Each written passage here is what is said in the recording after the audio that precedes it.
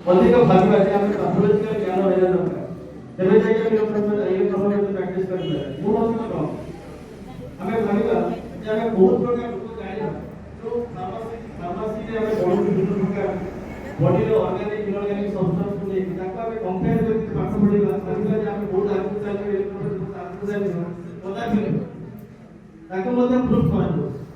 କିନ୍ତୁ ଗୋଟେ କଣ୍ଟ୍ରୋଭର୍ସି ଭିତରେ ଆମେ ରହିଯାଉଛୁ ଯେ ଇଲେକ୍ଟ୍ରୋଫୋରେନ୍ସିକ୍ ବର୍ତ୍ତମାନ ଗଭର୍ଣ୍ଣମେଣ୍ଟ ରେକଗ୍ନାଇଜ୍ କରିପାରୁଛି ଏଇଥିପାଇଁ ଯେ ତାର ପ୍ରକୃତ ସାଇନ୍ସଟାକୁ ଆମେ ଆଣିକି ପହଞ୍ଚେଇ ପାରୁଛୁ। ସେଥିପାଇଁ ଆମେ ଚେଷ୍ଟା କରୁଛୁ ଯେ ସାଇନ୍ସ ସହିତ ରିଲେଟେଡ୍ କ'ଣ ଫର୍ମାଟ୍ ଦେଲେ ଇଲେକ୍ଟ୍ରୋଫୋରେନ୍ସିକ୍ ଗ୍ରହଣ କରାଯାଇପାରିବ। ବାସ୍ତବିକ ଦେଖାଗଲେ ଆମେ ସେ ଫର୍ମାଟ୍କୁ ଆସିପାରିବା ନାହିଁ, କୋଶ୍ଚିନ୍ କାଳେ ଆସିପାରିବ। କାହିଁକିନା ମଡର୍ନ ମେଡିକାଲ ସାଇନ୍ସ ଯାହା କହୁଛି ଇଲେକ୍ଟ୍ରୋଫୋରେନ୍ସିକ୍ ସମଥିଙ୍ଗ ଡିଫରେଣ୍ଟ ଦେନ୍ ମଡର୍ନ ସାଇନ୍ସ। ଆମେ ଭାବୁଛୁ ବହୁତ କିନ୍ତୁ ଯେତେବେଳେ କାର୍ଯ୍ୟ ପାଖକୁ ଆସିବା ସେତେବେଳେ ଡିଫରେଣ୍ଟ ଜିନିଷ ଆମକୁ ସୁଝିବ।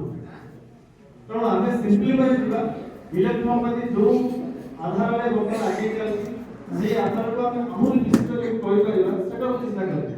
ଯଦି ଆମେ ସାଇନ୍ସକୁ ନେଇକି ଆସିକି ଭାବିବା ଯେ ଇଲେକ୍ଟ୍ରୋଫୋରେନ୍ସିକ୍ ପ୍ରୁଭ୍ କରିଦେବା, ଇଟ୍ ଇଜ୍ କ୍ୱାଇଟ୍ ଇମ୍ପସିବଲ୍।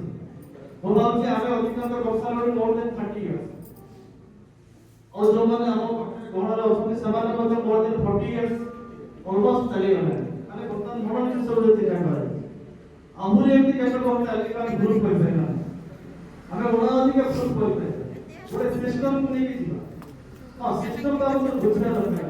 ଗୋଟେ ଡାଇଜେଷ୍ଟିଭ ସିଷ୍ଟମ କହିଲେ କୋଉ କୋଉ ଅର୍ଗାନ ସେଥିରେ ଅଛି ସେଟା ଆମେ ବୁଝିପାରିବା। ଗୋଟେ ୟୁରିନାରୀ ସିଷ୍ଟମ କହିଲେ କ'ଣ କ'ଣ ଅର୍ଗାନ ସେଟା ଜାଣିବା ଦରକାର।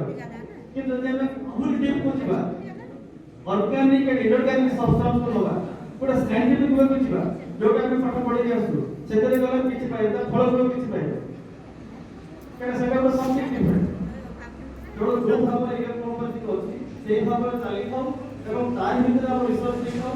ଆଉ ଦେଖନ୍ତୁ ଆଜି ଯୋଉମାନେ ସଫଳତା ପାଇଛନ୍ତି ସେମାନେ ସାଇନ୍ସକୁ ନେଇକି ସଫଳତା ପାଇଛନ୍ତି। ଆମମାନେ ଘରେ ଯୋଉମାନେ ବସୁଛନ୍ତି ଆଜି ଇଲେକ୍ଟ୍ରୋଫୋରେନ୍ସିକ୍ ପ୍ରାକ୍ଟିସନର ଅଛନ୍ତି, ଯୋଉମାନେ ସଫଳତା ପାଇଛନ୍ତି ସେମାନେ ଗୋଟେ ସାଇନ୍ସକୁ ନେଇକି ଯେ ଆମେ ଗୋଟେ ମଡର୍ନ ସାଇନ୍ସ ସହିତ କମ୍ପେୟାର କରିକି ଇଲେକ୍ଟ୍ରୋଫୋରେନ୍ସିକ୍ ଆଗକୁ ନେଇଯାଇଛି କେବେ ବି କେହି ନେଇପାରୁନି। ଆଉ ଯୋଉମାନେ ବି କହୁଛନ୍ତି ମୋ ଜାଣିବାରେ ସେମାନେ ନିଶ୍ଚୟ କିଛି ଗୋଟେ ଲାଘନା ସୃଷ୍ଟି କରୁଛନ୍ତି, ଯୋଉଟା କି ଆମର ଭିତରେ ବହୁତ ସମୟ କଣ୍ଟ୍ରୋଭର୍ସି ତିଆରି କରୁଛି। ଆମେ କିଛି ଭାବୁଛୁ ଯୋଉମାନେ ହାଇଲି ଏଜୁକେଟେଡ୍, ଆମେ ଭାବୁଛୁ ଆମେ ବି are all nice doctor, but ଆମ ପାଖରେ ସେ ଡାକ୍ତର ଗୁଣ ନାହିଁ। କିନ୍ତୁ ଯୋଉମାନେ ଟୋଟାଲି ଡାକ୍ତରୀ ଜ୍ଞାନ ପାଖରେ ନାହିଁ ସେମାନେ ଚେଷ୍ଟା କରୁଛନ୍ତି ପ୍ରାକ୍ଟିସ୍ କରିବାକୁ ଗୋଟେ ସଫଳତା ପାଇଛନ୍ତି, ଆମେ ସେମାନଙ୍କୁ ଇଗ୍ନୋର କରିଦେବୁ। କିନ୍ତୁ ବାସ୍ତବିକ ଦେଖାଯାଏ ଯଦି ଯୋଉମାନେ ଇଲେକ୍ଟ୍ରୋଫୋରେନ୍ସିକ୍ ଭଲ ଭାବରେ ବୁଝିବାକୁ ଚାହୁଁଛନ୍ତି, ଯୋଉମାନେ ପ୍ରାକ୍ଟିକାଲି ଇଲେକ୍ଟ୍ରୋଫୋରେନ୍ସିକ୍ ପ୍ରାକ୍ଟିସନର, ଯୋଉମାନେ ପ୍ରାକ୍ଟିସ୍ କରୁଛନ୍ତି, କିନ୍ତୁ ସେମାନଙ୍କ ପାଖରେ ଜ୍ଞାନ ଅଛି ସାଇନ୍ସକୁ ନେଇକି, ମୁଁ ସେମାନଙ୍କ ସାଙ୍ଗରେ ରହିଲେ ମୋତେ ସେମାନେ ଆହୁରି ଆଗକୁ ଡେଭଲପ୍ କରିବେ। ତେବେ ମୁଁ ବକ୍ତୃତାକୁ ଅଧିକ ବଢ଼େଇବାକୁ ଚାହୁଁନି। ଅନ୍ୟମାନେ ଅଛନ୍ତି ବାକି ପାଖରେ ଯେଉଁମାନେ ଆମର ଇଲେକ୍ଟ୍ରୋଫୋରେନ୍ସିକ୍ର ଅନେକ ଆପଣମାନଙ୍କୁ ସୂଚେଇରେ ବିଭିନ୍ନ ପ୍ରକାର କଥା ଯୋଉଟାକୁ ଶୁଣିବା ପାଇଁ ଆମର ମୋର ବି ଆଗ୍ରହ ଅଛି। ମୁଁ ବି ଆଜି ଆପଣମାନଙ୍କୁ ଭଳିଆ ଅଡ଼ିଏନ୍ସରେ ବସିଛି, ତେଣୁ ମୁଁ ଶୁଣିବାକୁ ଚାହିଁଛି ଯୋଉମାନେ ଆମର ଇନଭାଇଟେଡ୍। ତେବେ ଏତଦ୍ ସହିତ ମୁଁ ଆମର ଯୋଉ ମିଡ଼ିଆ ଭାଇମାନେ ବସିଛନ୍ତି ଆମ ସମ୍ମୁଖରେ ସମସ୍ତଙ୍କୁ ଧନ୍ୟବାଦ।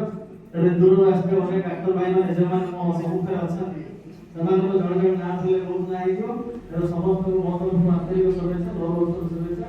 ଜଗନ୍ନାଥ କୃପାରୁ ସମସ୍ତେ ଭଲ ରୁହନ୍ତୁ ଏବଂ ଅତିଥିମାନେ ଆମର ଆଗାମୀ କାର୍ଯ୍ୟକ୍ରମ କେମିତି ଆଗେଇ ନେବେ